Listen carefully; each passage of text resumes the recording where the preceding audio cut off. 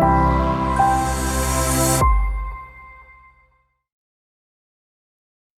everyone. Welcome to our Economic Diplomacy Program webinar on the agribusiness investment opportunities, specifically the orchard crop opportunities here in Jamaica. My name is Anita Nelson, and I am from the New Market Development Department here at JAMPRO.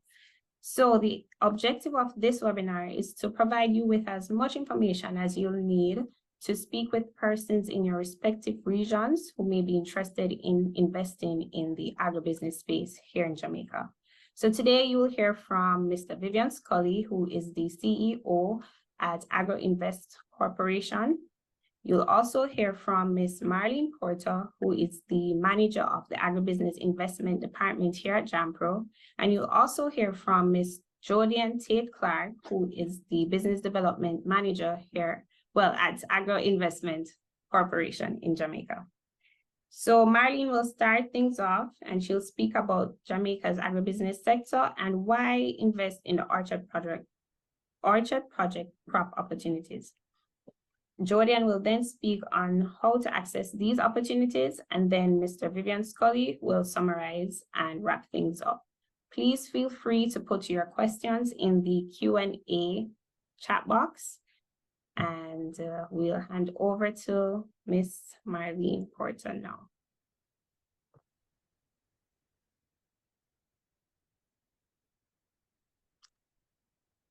Good morning, everyone. Thank you for joining this webinar. I think it's really important that we have this conversation this morning because orchard crops is an important part of the way we're moving forward in the agricultural sector. It is one of the areas of focus for the organization and also for the government of Jamaica. I'm going to kick off by just showing you a brief outline of what the presentation will be like this morning. First, I'm going to just talk a little bit, not too much on JAMPRO, because I know we have had lots of conversations around it. We'll just put up on the screen for you as a reminder some of the services that we have, and of course point to just a few of the economic indicators as we try to convince our investors that this is indeed a country in which they ought to consider investments. Our focus, as I said, is on orchard crops. We'll make the case. The value proposition for agriculture we have shared before, and we wanted to re-highlight some of them. And of course, we will speak to the opportunity profiles which have been developed and around orchard crops and how we may use them as we speak with our investors. And so we will end, of course, with the ask. So our mission at JAMPRO is to drive economic development through growth in investment and exports. And we recognize right up front and acknowledge that this is not something that JAMPRO can do alone. It is something that we really have to work closely with our stakeholders, like we are with the Agribusiness Corporation today. And of course, your engagement is part and parcel of this whole process of how together as agents of government, we can project Jamaica and bring more investments into the country. So our services, of course, we provide business information, we support market penetration, we provide intelligence, market intelligence to our stakeholders as we invite investments in here into the country. We support, of course, the outward movement of goods as well. Business approval is a significant part of our offering. And as we bring investors in, like, for example, with the orchard crops now, we're going to help the investors to find sites for locations for undertaking these investments. And of course, it's something we do also in collaboration, very close collaboration with the Agribusiness Corporation and the SCJ, the Sugar Corporation of Jamaica. Just a few economic data to remind us for us. We are doing well on the GDP front. Real GDP for last year is estimated to have been around 4.3%. And part and this is something that we have seen. If you look at the average over since 2021, we have actually been over 4%. Inflation looks pretty stable, and it's in a relatively low zone. Our unemployment, we have heard the term that we are at full employment. Well, unemployment is as low as 4.5%. And we have seen FDI reports which show that higher levels of FDI are coming into the region. Exports now stand for 2022 stood at $1.9 billion, and we believe we have significant potential to do much better than this $1.9 billion. And so we are craving the indulgence of our diplomatic offices to assist us in this process. As I said, our focus will be on the orchard crops. And in that regard, our focus will be on the orchard crops. And I just want to make a case for it for you. It is, as I said earlier on, it has been prioritized by our government. The focus crops are mangoes, ackee, breadfruit. You notice we have avocado there in italics because it is the development work is taking place even as we seek to make avocado one of the priority crops. In saying that, though, we have commenced the engagement in the marketplace around the opportunities for avocados as well. All of these are good, what we call superfoods, and they contribute significantly to food security. And we all recognize how food security is, how significant it is particularly since COVID, the impact of COVID-19. The breadfruit, we know, for example, can feed a lot. Mangoes have so many uses that these really provide significant opportunities there. The key thing about orchard crops is that they're not very difficult to maintain, and the initial outlay for orchard crops is not as humongous as some of the other areas that we may go into. And so it really requires low maintenance and is therefore a really good opportunity. What it offers for us too, when we put our orchard crops out there, is that it reduces our dependence on just the cash crops, which are more susceptible to weather conditions. So it is very important that we have this as that backbone in our diversification efforts. We also intercropping, even as we say that and talk about the cash crops, there's significant intercropping that takes place with these. So the investors can earn even while they wait for the grow out of the orchard crops. So where are the opportunities? Why do we come into this space? We have a good domestic market, a strong domestic market for these products. We also have strong demand in our overseas markets. We have long lines waiting for our mangoes. We have seen photos and videos of those.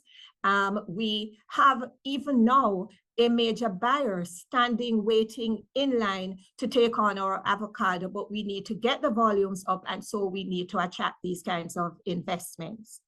There is also opportunity to build out along the value chain as well. So value-added products, as you will see as we go through and make the case for each of the four major ones that I mentioned, you will see that there are opportunities along the value chain for these orchard crops as well.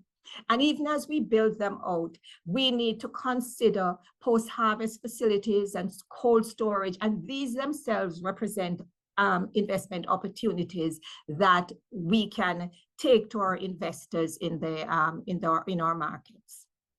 So generally speaking, the value proposition for agriculture, this is really for agriculture generally in Jamaica, and the crops that we actually put out there. We have a unique flavor profile. We see it in so many of our crops, or pepper, coffee, or cocoa, and we are known for these products. We see, for example, limes as well for yellow yams. So we do, in fact, there's something within the flavor and the microclimate here in Jamaica that supports this kind of lovely flavor profile that we're talking about here. We're really we're strategically located where we are able to access all of these markets. And if you take a look at a visual picture of it, you will see that the connectivity is pretty strong. And the strategic location also considers the fact of our zone, where we are in terms of the tropics and how it impacts on the products that we're going to put out there. The markets I mentioned earlier on, we do have markets local and overseas.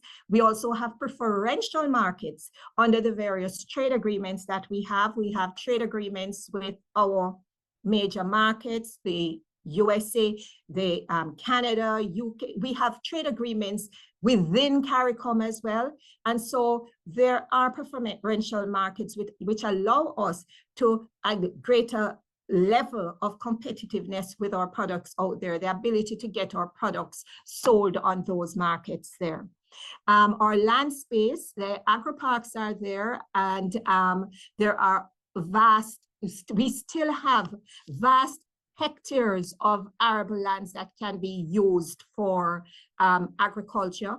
And of course, there are incentives that relate to agriculture that we'll mention later on in the presentation. So these are some of the key value propositions that also envelopes the orchard crops that we're making the case for today. In the case of mangoes, we have the three primary varieties that we're working with are the East Indian, St. Julian, and the Tommy Atkins mangoes.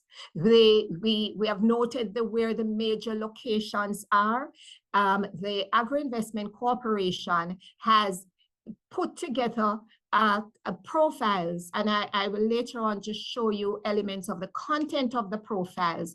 And they have done different variations of the profiles to look at the case of a 50 acre, the case of even larger acreages, the case of 20 acres. And so we can look through that. It also gives what the yield would be, what the revenues would look like. And as you can see here, with average margins from mango coming out at 90-odd%, it clearly makes the case for mangoes. We are only now doing 623,000 US dollars. And when we look at the International Trade Center, what the report that they give us on the untapped potential for mango, it's a 3 billion market. And so it means that we really need to get out there and start getting the message out there for mango. In the case of the value-added products, this is quite important as well, even as we try to look at building out our cold storage and getting greater investments in there. These are some of the opportunities here that we're looking at for purees, juices, all these condiments and the dried products coming out of mango. So there are huge opportunity areas, not just for fresh mango, but also for value added, for the value added side of it. In the case of ackee, we have the case is here for 20 acres, but I know Agri-Investment had a corporation, they did a later one that went up to, and they can tell me if I'm right here, but I'm at the case of 1,000 acres. So you have it makes more of a business case to an investor if they are interested in understanding what the returns could be on the investments. And we're seeing here that average revenues, when I have over here, but by the 10th year would be coming out at 402,000 US dollars for just a 28 acre, 8 hectare plot. So the opportunities are significant as well. Our main markets remain we have strong diaspora presence in building it out, it's shared, presenting the ackee as a meal in our hospitality areas, in our hotels. We're seeing more and more uptake from the mainstream of our ackee. But we still have work to do there. But we need the investors to come. We have demand that we are unable to fulfill at this time. And so we have seen where the government has, through Agri-Investment Corporation as well, has designated an initial 1,000 acres for ackee production. And so we need to get the investors to come in and make these investments so we can get the products to put out there in the marketplace. In terms of the value-added products as well, here we have some of them, ackee wine, interesting one. I'm sure you're probably right now thinking of the ackee patty and all of that. So we do have these opportunities for value added, and as a country, we really want to focus on getting up the value chain so that we have greater level of retention of our earnings here in Jamaica, and we're able to provide even more in terms of the employment here in Jamaica. So the value added, the more of that we do here, the more we're retaining our jobs here and the more we are retaining the incomes in our country. Case of breadfruit. The breadfruit is showing us returns of US 173,000 by year 10 for just another 8 hectares of lands. And the initial investment here is at 45,000 US. The actual recovery of this initial investment shows a very short period of time.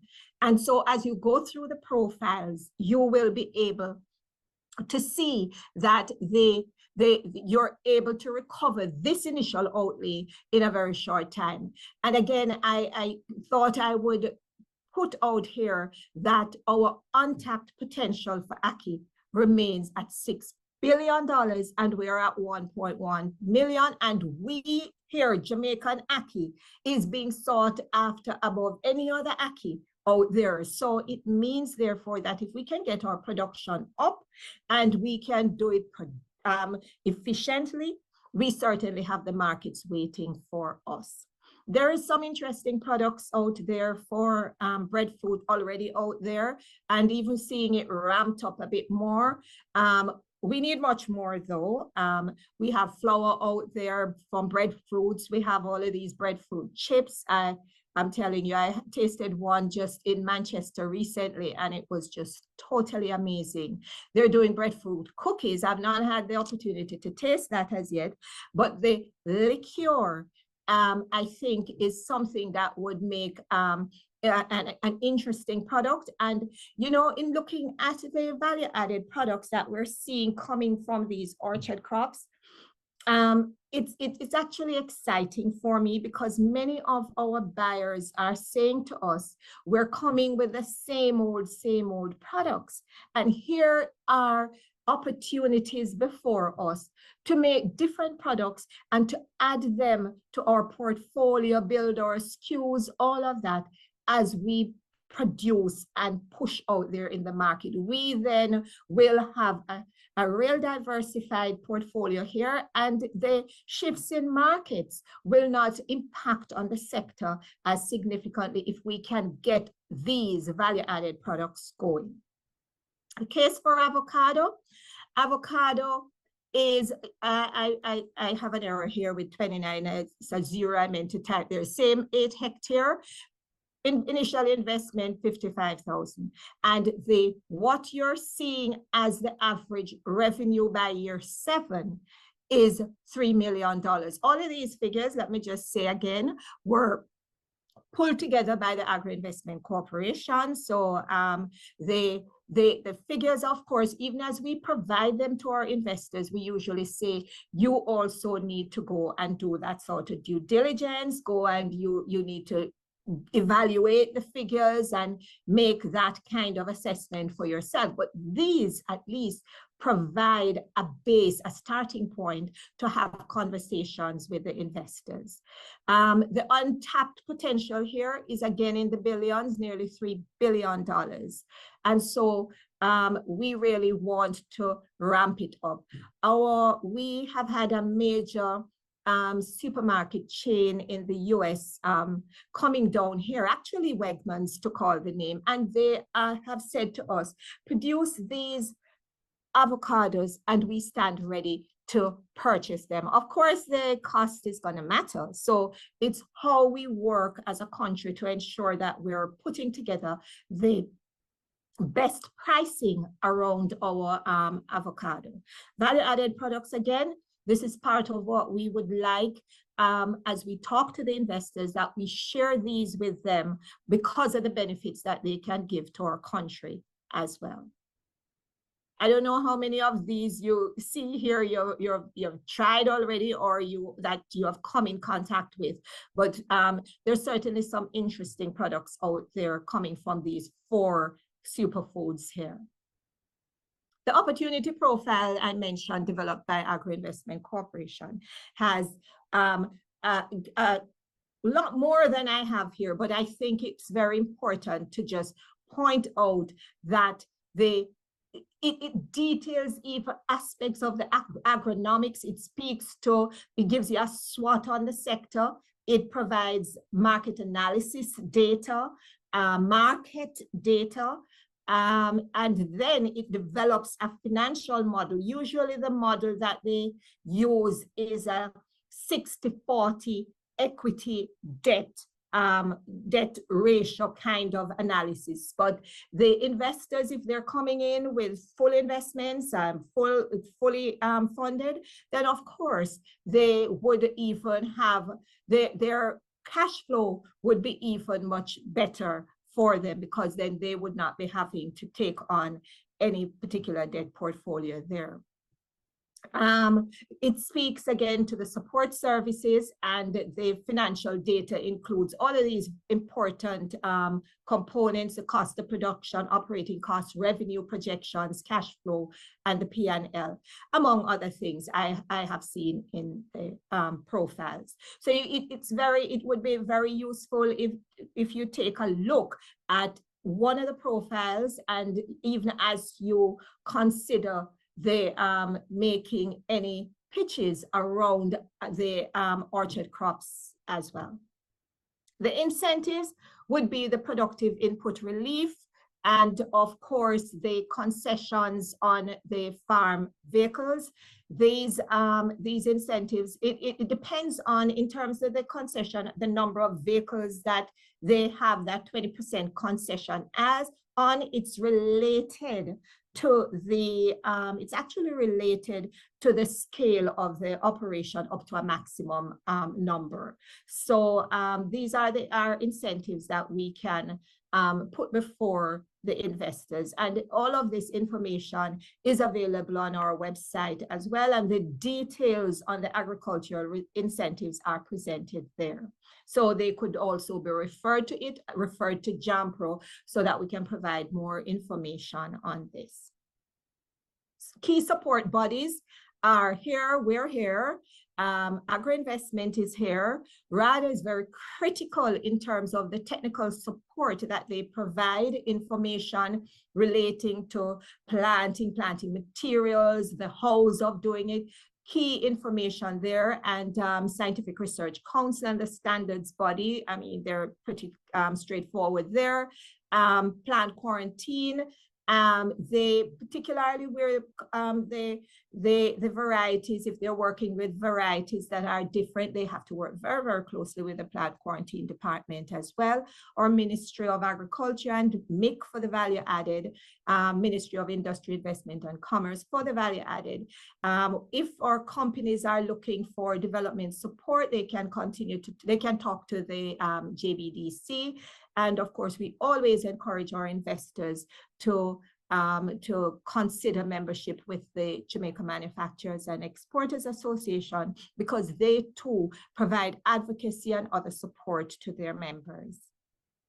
The ask, therefore, in closing, is how we work together in identifying the interest out there, talking about the investment opportunities around orchard crops as we network and as we engage with the diaspora and outside of the diaspora, how we can encourage the investments, not just on the fresh side, but also how we can take it to the next level of agro-processing, and also the value chain opportunities that come from investing in these orchard crops. Thank you very much for listening, and we will take the questions later on in the webinar. Over to you. Thank you. Thank you, Marlene. So, Jodian, I invite you to share your presentation. Good morning, everyone. My name is Jodian Tate-Clark, and I'm the Business Facilitation Manager here at Agro-Investment Corporation. All right, so I'm just going to give you a brief introduction to Agro-Invest, the Face of Food strategy, the orchard crops under the new Face of Food strategy. I'm going to tell you about our flagship service, the AgroPark model, the land availability for orchard crops, and I'll also tell you about the number of investors that we're targeting for this initiative.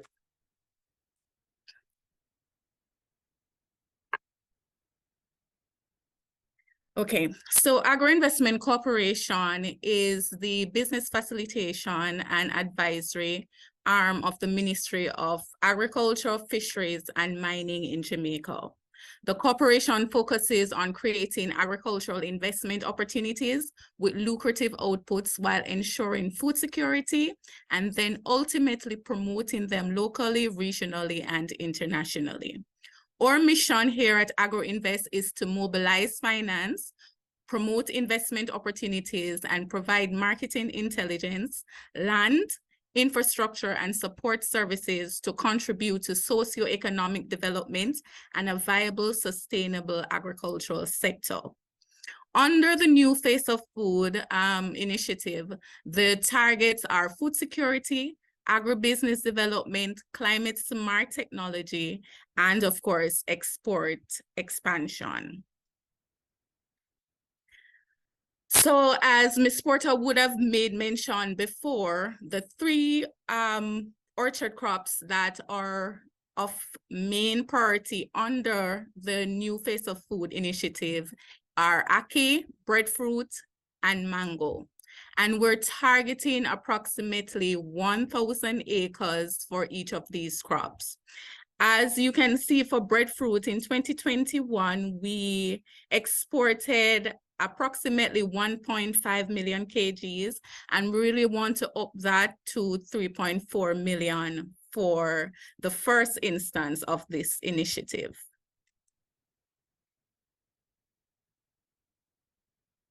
So under the AgroPark model, as I said, it's one of our flagship services, one of our mostly demand services, because if we're going to encourage persons to come to Jamaica and invest in our agricultural sector, then we must provide some sort of infrastructure or connect you with the required infrastructure to have this investment implemented. So Agro-Invest, we manage currently 10 agro-parks, as well as production zones. However, what makes the agro-parks a little bit different from the production zones is the fact that there are some amount of infrastructural development, such as drainage, irrigation, roadways. We also have a park manager that is assigned to each agro-park. Some of them are trained agronomists, so they help to guide you with the production plans, or the investors in this case, with tailoring their production plans and ensuring that, you know, they're being the most efficient and productive. We also have cluster coordinators, and they help to facilitate market linkages. So wherever the demand is, wherever there is a need for these crops, then the cluster coordinator is able to basically connect our investors with the market. We also have technology transfer officers, and they also help to equip our investors with cutting edge technology recommendations, such as new seeds, new techniques, new machinery, equipment, etc. Also on the agri-park, our investors have access to economical lease rates as low as $96 per acre per year. So as it relates to land availability at AgroInvest, we have upcoming the Southern Plain Agricultural Development Project. And under this project, there is approximately 1,715 acres of land, which will be equipped with the infrastructure and also the technical assistance that I just spoke about, right, under the AgriPark system. From this 1,715 acres, approximately 700 of this is allocated and reserved for orchard crop development. So under the SPAD project, you have two separate areas. You have the Amity Hall Bridgeprint area, which is in St. Catherine. And also you have the Parnassus area, which is in Clarendon. Under the Amity Hall Bridgeprint area, there are 965 acres available, and 460 of this will be made available for orchard crops. Under the Parnassus area of the project, there are 760 acres available, and of this 760 acres, 200 acres will be made available for orchard crops. With the demand for land, right? The demand for land is really high, and we know that we would not be able to accommodate every investor within our agri-parks, right? Therefore, what we have done is to develop partnerships with the Sugar Company of Jamaica, SCJ, and they will help to facilitate land leasing in other parts of Jamaica that is outside of our agri-park model, right? We also, through our business facilitation services, help to assist our investors with matching these investors with land that are privately owned. We have land that is suitable for agricultural projects and agricultural development. However, there is a challenge with matching the investor with these landowners. And so AgroInvest facilitates this process to make it both easier for the landowner as well as the investor.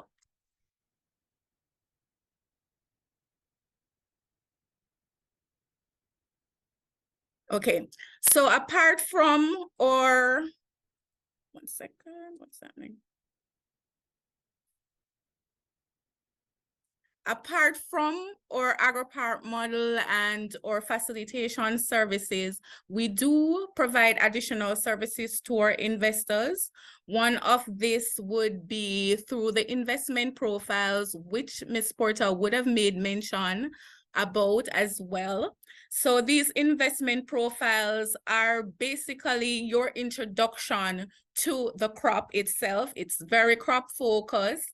And what we try to do is to focus on the viable acreage for each crop. So if it's a cash crop, it's 5 acres, but 3 crops are 20 acres and above, right? So we have those investment profiles. If an investor decides that they want to make some tweaks, some customizations to their initial understanding of the investment, we do offer customized financial analyses, and this is at an additional cost, of course, but the investment profiles, they are absolutely free to you. So you can help us to spread the word to your potential investors, your entrepreneurs within your different regions, to let them know that these investment profiles, they're free, and all they have to do is just contact us to receive one.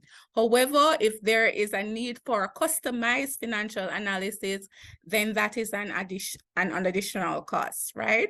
Additionally, we do offer business planning services. We believe that, you know, it's best to go into your investments being totally informed.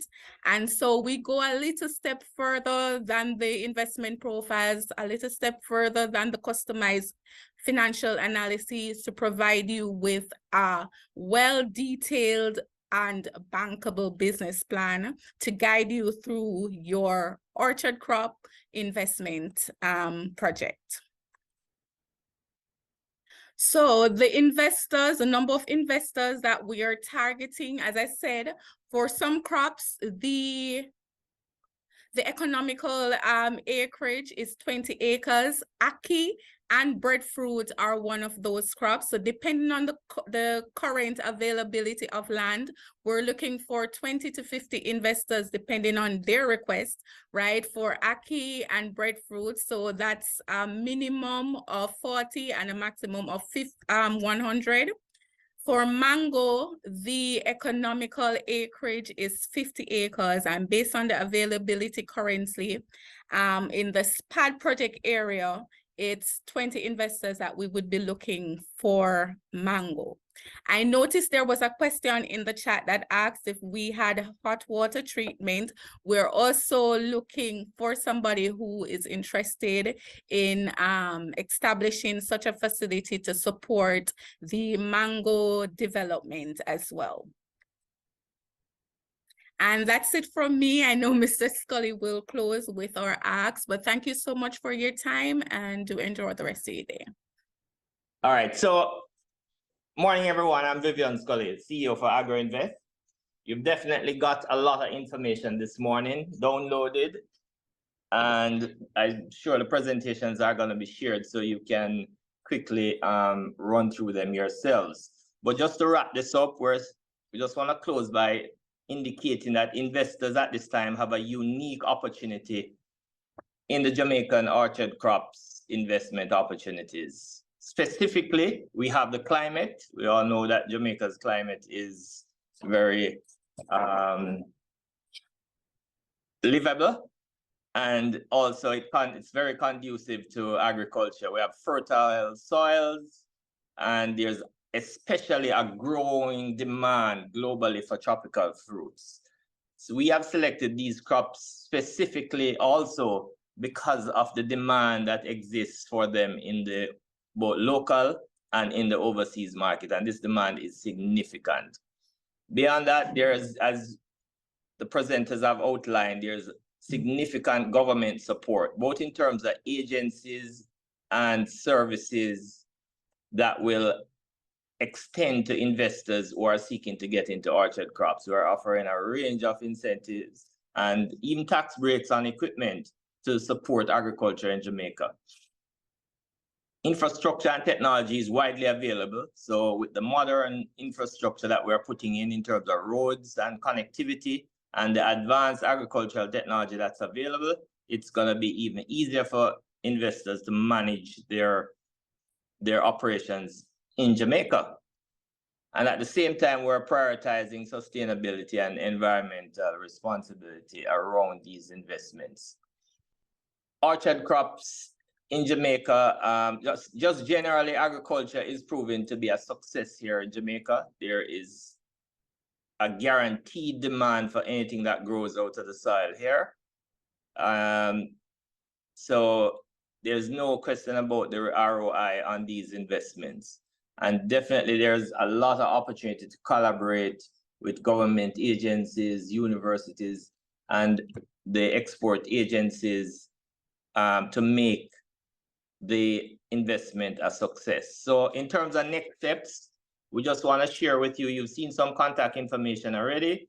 We're going to encourage you to share this information in meetings with potential investors, at public gatherings, within the diaspora meetings across all your jurisdictions. And if there's interest, we're here to explore the opportunities further. Please reach out to JAMPRO or to Agribusiness, and we'll be happy to guide you along the way. So thank you for your time today.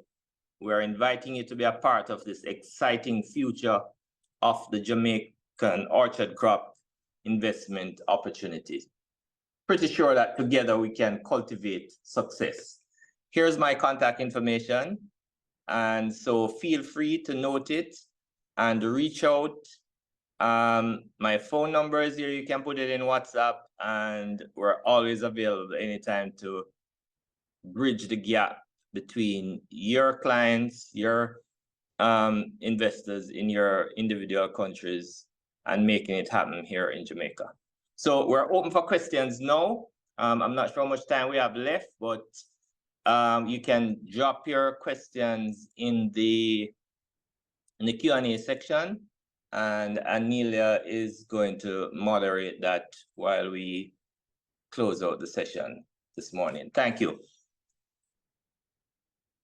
Chris, you indicated again about whether the hot water facility was up. Jody had mentioned that it's not yet up. It's still an investment opportunity. Within the next 2 years, as the majority of mango crops come into bearing fruit, we should identify an investor by then, or we will build it ourselves. Right now, there's a workaround for exports. The US, they do inspections here in Jamaica of a sample, and then the export container is shipped into the market where it's irradiated and then distributed. Vivian, may I add something to that comment as well? Sure, Marlene. Yes, so in the case of the hot water treatment facility, it's a real opportunity now that we're going to be putting in these additional acreages, because we recognize that the throughput was needed for it to really, for the viability of it to be even stronger. And so all of this is going to help in providing that level of throughput. The thing about the hot water treatment facility, because it can be done in a modular way as well, an investor can start off and add on as the volumes also increase. So there is no need necessarily to await these crops coming to fruition at this time. It's also not required for Canada and the UK at the moment as well. Right. I'm not sure what the other jurisdictions are, but those are the major markets where we're shipping to at the moment, outside of the US.